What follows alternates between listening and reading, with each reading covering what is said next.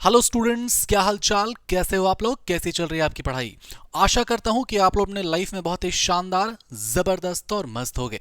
तो आज हम लोग देखने वाले हैं डीएनए और आरएनए के बीच में क्या डिफरेंस होता है। आज हम लोग देखेंगे कि क्यों आरएनए सबसे पहले आया, सबसे ज्यादा फंक्शंस आरएनए करता था, उसके बावजूद हमारे सामने डीएनए आया और DNA as a better genetic material बनकर के आया। हम लोग देखेंगे कि क्यों आरएनए में केमिकल मॉडिफिकेशंस हुए ताकि वो डीएनए बन पाए। क्या डिफरेंस होता है एक यूरासिल के प्रेजेंट होने से और एक थाइमीन के प्रेजेंट होने से। ये सब चीजों को हम लोग डिस्कस करेंगे आज। ठीक है, चलिए आइए। तो जैसा कि आपको पता होगा, जो डीएनए होता है उसमें जो शुगर मौजूद होगा, उसमें कौन सा शुगर मौजूद होता है? तो हमारे डीएनए के केस में जो शुगर मौजूद होगा वो होता है डीऑक्सी राइबोज वाला शुगर होता है। लेकिन यहाँ जो आरएनए है उसमें कौन सा शुगर पाया जाएगा? उसमें होता है राइबोज वाला शुगर। ठीक है। जो डीएनए है उसमें पाया जाता है thymine as a nitrogenous base.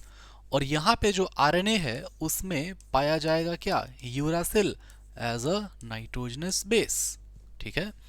अब आगे देखिए, ये जो डीएनए है ना, ये यूजुअली होता है डबल स्ट्रैंडेड डीएनए, है ना, मतलब डबल स्ट्रैंडेड होगा। और ये जो आरएनए है यूजुअली ये क्या होता है? सिंगल स्ट्रैंडेड आरएनए होता है, सिंगल स्ट्रैंडेड। अब ये कंप्लीटली सही नहीं है, देखो ध्यान से सुनना। जैसे डीएनए का मॉलिक्यूल अगर हम लोग बनाएंगे तो डीएनए ऐसा बनेगा, करेक्ट है ना। और जो आरएनए बनेगा वो कुछ इस तरह से बनेगा। लेकिन हो सकता है कि यही वाला जो आरएनए है वो ऐसे घूम जाए और घूम करके वो डबल स्ट्रैंड बना ले। तो ये पॉसिबिलिटी है कि जो आरएनए है वो डबल स्ट्रैंडेड हो, और ये भी पॉसिबिलिटी है कि डीएनए सिंगल स्ट्रैंडेड हो। देखो एकदम ध्यान से सुनना मेरी बात को। डीएनए या आरएनए जो है एज अ जेनेटिक मटेरियल, उसका जो सबसे छोटा यूनिट है जिसको हम लोग क्या बोलते हैं? न्यूक्लियोटाइड बोलते हैं। ये जो न्यूक्लियोटाइड है उसके तीन कंपोनेंट होते हैं, शुगर होता है, फॉस्फेट होता है, नाइट्रोजनस बेस होता है। लेकिन ये जो नाइट्रोजनस बेस है वो थाइमीन पाया जाएगा डीएनए के केस में और यूरासिल पाया जाएगा आरएनए के केस में। करेक्ट है बात? ये आपको अपने पिछले पुराने वीडियोस में आपको समझा चुका हूं बहुत डिटेल में, बहुत बढ़िया शानदार आपका पूरा एक्सप्लेनेशन गया था जेनेटिक मटेरियल का। वापस आते हैं आप मैं लिंक डाल दे रहा हूँ, मैं लिंक डिस्क्रिप्शन में, आप चाहो तो चेक करना उसको। ठीक है। और देखो, तो पॉइंट ये है कि जब हम लोग केमिकली बात करेंगे ना तो आरएनए में वो केमिकल बदलाव रहेगा। क्या केमिकल बदलाव रहेगा? भले हो सकता है वो सिंगल स्ट्रैंड रहे या डबल स्ट्रैंड रहे, डजंट मैटर। लेकिन मैटर ये करता है कि क्या उसमें डीऑक्सी राइबोज वाला शुगर है या उसमें राइबोज वाला शुगर है। और अगर उसमें डीऑक्सी राइबोज वाला शुगर है तो वो डीएनए हो जाएगा। अगर उसमें थाइमीन है तो वो डीएनए हो जाएगा। अगर उसमें राइबोज वाला शुगर है तो वो आरएनए हो जाएगा। अगर उसमें यूरासिल है तो वो आरएनए हो जाएगा। करेक्ट है बात? Okay, very good. और क्या होता है डिफरेंस? जो डीएनए होगा उसमें जो चेंज होता है, जो म्यूटेशन होता है वो स्लो होता है बहुत ज़्यादा, है ना। तो स्लो म्यूटेशन। ठीक है। और ये कैसा होगा?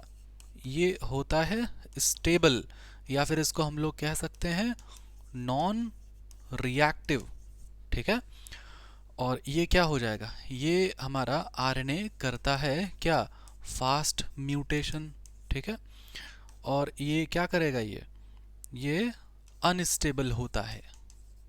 ठीक है।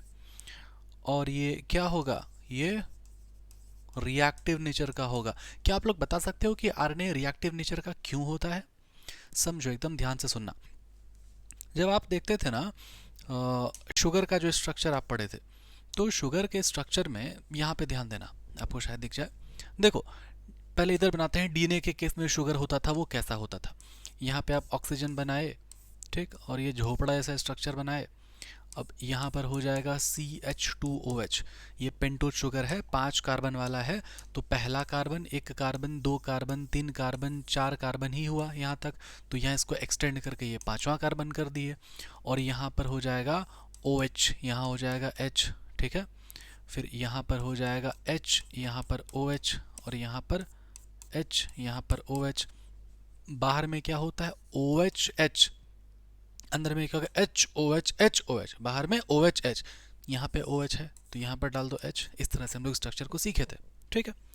अब ध्यान देना, अगर ये हमारा क्या है, डीएनए है, तो इसका मतलब सेकंड वाला कार्बन पे डीऑक्सीजनेशन हुआ होगा, इसीलिए बन गया क्या, डीऑक्सी वाला राइबोज शुगर। ये राइबोज शुगर का स्ट्रक्चर था। तो यहाँ से इस ऑक्सीजन को हटा दो, है ना, इसको हटा देते हैं अभी। तो ये क्या बन गया, ये डीएनए वाला बन गया। करेक्ट है, हाँ ओके करेक्ट है। अब यही वाला सेम चीज़ वहाँ पर बन जाएगा क्या, आरएनए, लेकिन वो कौन सा रहेगा, बिना डीऑक्सीजनेटेड वाला, मतलब वो सिंपल राइबोज शुगर रहेगा। इसी चीज़ को हम लोग अगर चाहें तो ऐसे करके और ये लो क्लोन कर दिए और इसको ले आए यहाँ पे, ठीक है, और यहाँ पे बना देंगे हम लोग OH, है ना, ठीक है। अब ध्यान से सुनना, ये जो आरएनए है जो कि रिएक्टिव नेचर का है, उसका बहुत सारा कारण है। अब देखो कि ये वाला जो OH है ना, वो बॉन्डिंग में इन्वॉल्व हो जाता है फॉस्फोडाइस्टर बॉन्ड में, ठीक है। ये वाला जो OH है ये इन्वॉल्व हो जाएगा किस में, ग्लाइकोसाइडिक वाला बॉन्ड बनाने में। ये वाला भी जो OH है वो भी चला जाएगा किस में, बॉन्डिंग में। कौन सा बॉन्डिंग में, फॉस्फोडाइस्टर बॉन्ड में। कैसे हुआ, क्या हुआ, डिटेल वाला आपका लेक्चर डाला हुआ है, लिंक आप जाकर के चेक करो, वहां पर जेनेटिक मेटल को शानदार बेहतरीन एकदम उसका एक्सप्लेनेशन किया हुआ है, ठीक है। फिलहाल देखो तो जितने भी OH हैं वो कहीं ना कहीं इन्वॉल्व हो गए, कहीं ना कहीं वो बिजी हो गए, लेकिन सिर्फ और सिर्फ ये वाला OH बचा हुआ है जो कि फ्री है। तो ये फ्री OH बचा हुआ है, रिएक्ट कर जाता है, ये पहला बात। दूसरा बात, इसमें ये जो यूरासिल है ना, ये यूरासिल भी थोड़ा सा अनस्टेबल है, ये भी केमिकली जो अनस्टेबल है। यूजुअली डीएनए हमारा डबल स्ट्रैंडेड होता है, तो हाइड्रोजन बॉन्ड्स मौजूद हैं बीच में, ये इस कारण से इस डीएनए को एक्स्ट्रा स्टेबिलिटी मिलती है। लेकिन आरएनए यूजुअली सिंगल स्टैंडर्ड रहता है, इसको एक्स्ट्रा स्टेबिलिटी नहीं मिल पाती। तो ये जो भी कारण है आप ये ध्यान रखोगे, ये एग्जाम्स में, किसी भी एग्जाम्स में इंपॉर्टेंट होता है, चाहे वो कोई भी एग्जाम हो आपका। अब देखो एकदम ध्यान सुनना, कुछ ट्रिक बताता हूं मैं आपको। ट्रिक बताऊंगा फिलहाल, एक और ये है क्वेश्चन है, देखो, why RNA is not the better genetic material. देखो जेनेटिक मटेरियल जो है दोनों ही हुआ, जो हमारा जेनेटिक मटेरियल है, ध्यान से सुनना, ये जेनेटिक मटेरियल ये दोनों ही है, ये डीएनए भी था और ये आरएनए भी है। सबसे पहले जो हमारे पास आया ना दुनिया में, हमारे पास नहीं आया, मतलब जो अर्थ में सबसे पहले जो बना जेनेटिक मटेरियल, पहला जेनेटिक मटेरियल वो आरएनए था, ठीक। लेकिन आरएनए में जो था वो राइबोज था, आरएनए में जो था वो यूरासिल था, आरएनए जो था वो सिंगल स्ट्रैंडेड था। इन सभी कारणों से, है ना, क्योंकि राइबोज शुगर था, फ्री OH ग्रुप था वहां पर, सेकंड वाले कार्बन पे रिएक्टिव था वो, इन कारणों से आरएनए अनस्टेबल था बहुत ज्यादा। और एक जेनेटिक मटेरियल को स्टेबल होना बहुत जरूरी होता है। क्यों स्टेबल होना जरूरी होता है, आप ऐसे सोचो कि कोई स्पीसीज है, कोई होमोसेपियन, ठीक। अब इसका जब जनरेशन बना, उसका जनरेशन का जनरेशन का जनरेशन का जनरेशन जब बना होगा 10वां 12वां बार, तो पता चला जो इंसान जो एक्चुअल में होता है फंडामेंटल कैरेक्टर्स के साथ, कि 2 हाथ है, 2 पैर है, 1 सिर है, और वो अचानक से वो चेंज हो गया, वो एलियन बन गया, कैसा लगेगा बताओ। पॉइंट ये है कि किसी भी जेनेटिक मटेरियल को स्टेबल होना चाहिए ताकि वो आइडेंटिटी को मेंटेन कर सके, कि स्पीसीज का आइडेंटिटी, क्योंकि सभी जेनेटिक इंफॉर्मेशंस, सभी ट्रेट के इंफॉर्मेशन, सभी कैरेक्टर्स के इंफॉर्मेशन जेनेटिक मटेरियल में ही स्टोर्ड रहते हैं। तो ऑब्वियस सी बात है कि वो जेनेटिक मटेरियल का स्टेबल होना बहुत ज़्यादा ज़रूरी है। अगर वो स्टेबल नहीं रहेगा, अगर वो म्यूटेट कर जाएगा, अगर वो बदल जाएगा, तो आइडेंटिटी ही चेंज हो गया ना स्पीसीज का, ये तो गड़बड़ चीज़ है। तो एक जेनेटिक मटेरियल अच्छा तभी होगा जब वो स्टेबल हो, वो तुरंत चेंज नहीं हो पाए, है ना, समझ गए बात को, ठीक है। तो आरएनए का हालात कुछ ऐसा था, इसी कारण से आरएनए में क्या हुआ होगा, आरएनए में कुछ केमिकल मॉडिफिकेशंस हुआ, जो क्या हो गया, राइबोज से डीऑक्सी राइबोज बन गया, यूरासिल से थाइमीन बन गया, सिंगल स्ट्रैंडेड से डबल स्ट्रैंडेड बन गया। आई होप यहां तक आपको समझ में आ रहा होगा।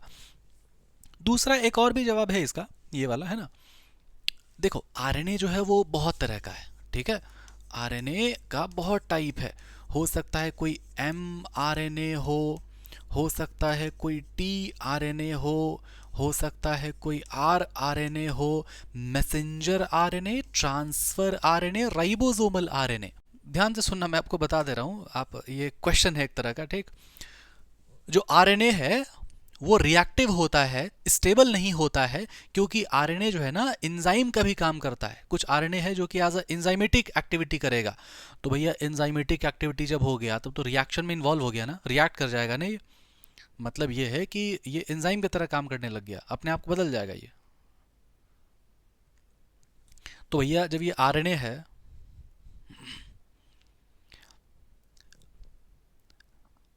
एक्चुअली इस क्वेश्चन का जब एक्चुअली इस क्वेश्चन का जवाब आप लोग देना कमेंट करके। फिलहाल मैं आपको बस ये थोड़ा सा हिंट दे रहा हूँ कि आरएनए जो है वो रिएक्टिव इसलिए है, वो अनस्टेबल इसलिए है, क्योंकि कुछ आरएनए ऐसा भी है जो कि एंजाइम की तरह काम करता है। वो एंजाइमेटिक आरएनए है, वो एंजाइम की तरह काम करेगा।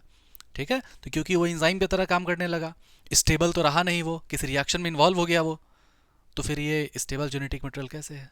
ठीक है, चलिए। अच्छा, एनसीईआरटी में कुछ बात लिखा हुआ है, ध्यान से सुनना। आरएनए वर्ल्ड, आरएनए वर्ल्ड करके एक टॉपिक है, लेफ्ट साइड में आप देखना।